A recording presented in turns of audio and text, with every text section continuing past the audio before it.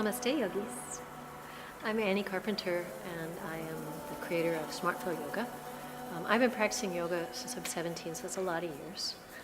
And over those years, yoga has been really a support and a tool for me. And through each of the shifts in my life over time, yoga has shifted for me. So in the early years when I was strong and active, I did a very quiet form of yoga, integral yoga with Swami Satchidananda. And it was really very spiritual and calm and quiet, a lot of meditation and chanting.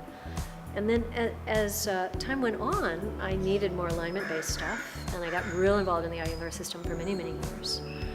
Just to keep myself aligned, I was a dancer.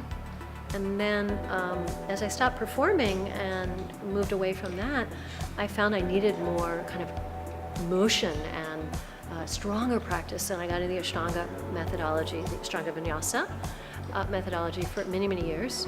And then as I got into my 40s, I just realized that each and every one of those things had a beautiful essence, a beautiful teaching.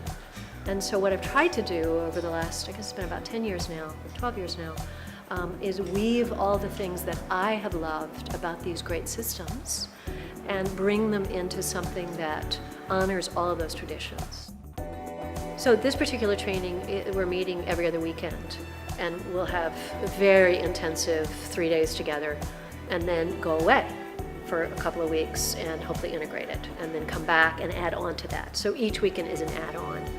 Each weekend does have a very particular focus, and SmartFLOW methodology is set up in a series of what I call movement principles, which are continuums, ways to focus the work.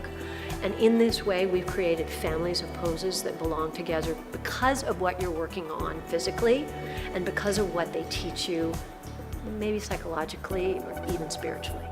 And the way it's done is we focus, really the first 3 weekends are almost exclusively getting really deep into your own practice. You will be looking at other bodies, learning how to observe and assess other bodies.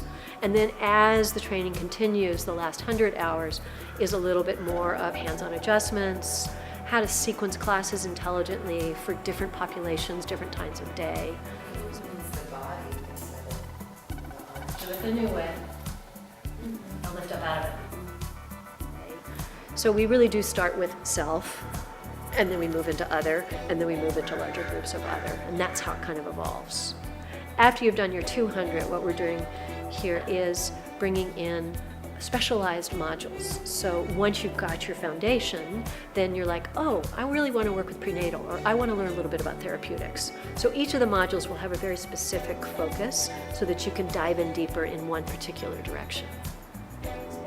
I recognize that we all need different things from yoga at different times in our lives. And maybe that's aging, maybe that's injury, maybe that's illness, maybe that's grief. I mean, you can have a super strong 17-year-old who's lost someone in their life, and their yoga needs to look really different than it did the day before.